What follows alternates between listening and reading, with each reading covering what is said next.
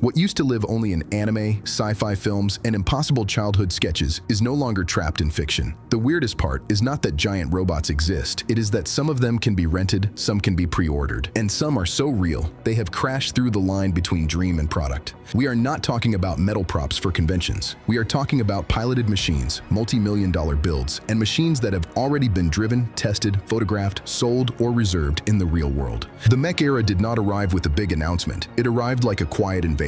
First as a joke, then as an experiment, and now as something dangerously close to a market. Start with Kuratas, because Kuratas is where the modern, real-life mech fever became impossible to ignore again. Built by Japan's Suidabashi heavy industry, it stands about 4 meters tall, weighs around 4 tons, and can be crewed by one person sitting inside the body or controlled remotely from a PC or tablet. Its historical price was listed at roughly $1.35 million, which instantly made it less of a toy and more of a very expensive statement. Someone was serious enough to turn giant robot fantasy into an actual commercial object. Kuratas was famous not only because it looked like a mech from a manga panel, but because it proved that the thing could be engineered, powered, and sold. That is the key detail. It did not stay as concept art. It became a machine with a price tag, and that is where the tone shifts, because Kuratas is not just a robot. It is the moment the dream starts charging rent. The machine's cockpit, its control system, and its weapon-like accessories made it feel like a living answer to every kid who ever looked at Gundam and thought, why hasn't someone built this yet?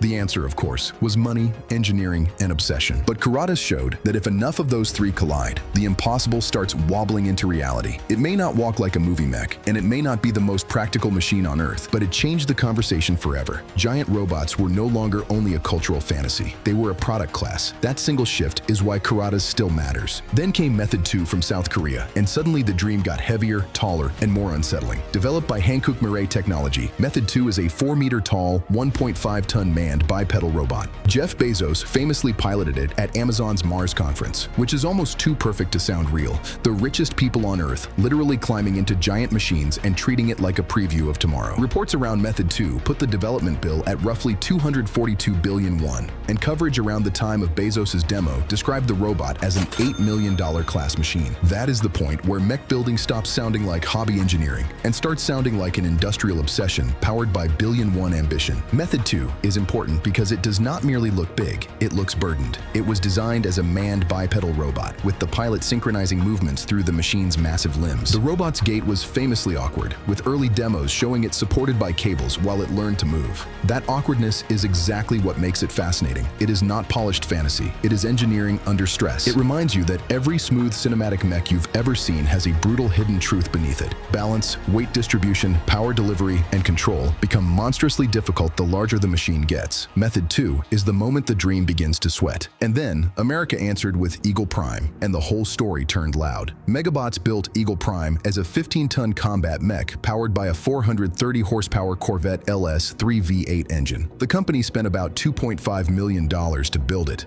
then later sold it on eBay for $29,900 after the business ran out of money and went into liquidation. That is not just a robot story, that is a cautionary tale in titanium and oil stains. Eagle Prime was created to turn giant robot combat into a spectacle, the kind of thing people imagine becoming a sport if the world was just a little more chaotic and a little less practical. For a while, it worked. The duels, the hype, the viral clips, all of it made it feel like mechs were about to become entertainment infrastructure. Instead, it became a brutal reminder that spectacle is not the same thing as sustainability. The reason Eagle Prime hits so hard in retrospect is that it captured the American version of the mech dream. Bigger, louder, more aggressive, more expensive, and just barely held together by ambition. It was less clean future and more monster truck apocalypse with a cockpit. That difference matters because it shows how mechs are not one single idea. They mutate depending on the country building them. In Japan, the mech often feels like a cultural artifact made real. In South Korea, it can feel like a proving ground for serious balance and human-machine sync. In the US, it became a fight machine with engine noise, sponsorship dreams, and a very public financial crash. Eagle Prime was not built to disappear quietly. It was built to be remembered, and the fact that it ended up sold off like a liquidation item makes it even darker. Japan came back again with LW Monofu, and this one feels like the richest mix of fantasy and real-world business. Built at Sakakibara Kikai, a company that makes farming machinery and amusement machines. LW Monofu stands about 8.5 meters tall and weighs more than 7 tons. It has a cockpit with monitors and levers for the pilot to control its arms and legs, and Reuters reported that Nagumo's robots could be rented for around 100,000 yen an hour, while ABC and VOA reported roughly $930 an hour. That means the Mech is not just a one-off engineering sculpture, it is a rental asset, a living piece of industrial theater, a giant robot you can literally book for an event if your budget is outrageous enough. LW Monofu matters because it reveals another possible future for mechs. Not war, not racing, not rescue, but entertainment. The machine becomes an experience, a spectacle that can be deployed, photographed, marketed, and rented out by the hour. That's wildly important because it proves giant robots do not need to become autonomous soldiers or industrial laborers to justify their existence. They can survive as premium attractions.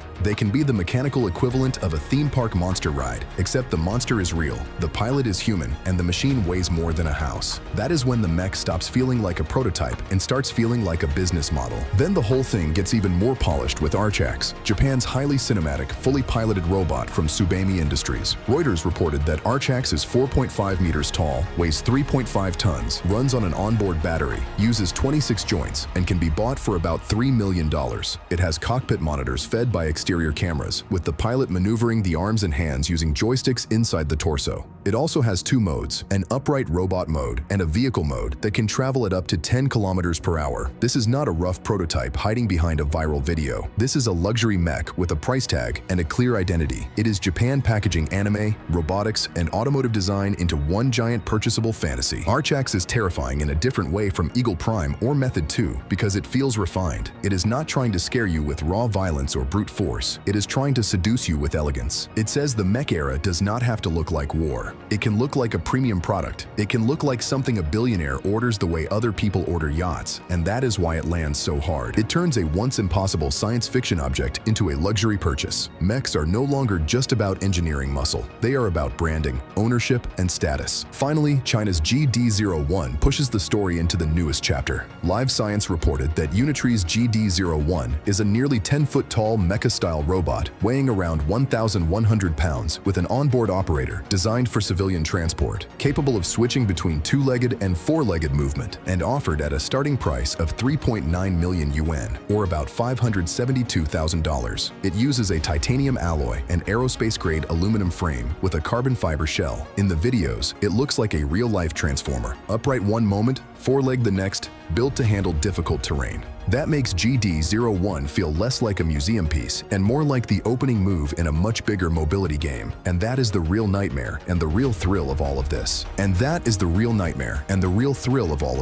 Kuratas showed the dream could be sold. Method 2 showed the dream could be piloted. Eagle Prime showed the dream could become a sport and then collapse under its own weight. LW Monofu showed the dream could be rented like entertainment. Archax showed the dream could be packaged as a luxury product. GD-01 shows the dream may now be entering the phase where mechs are designed to move people, not just impress them.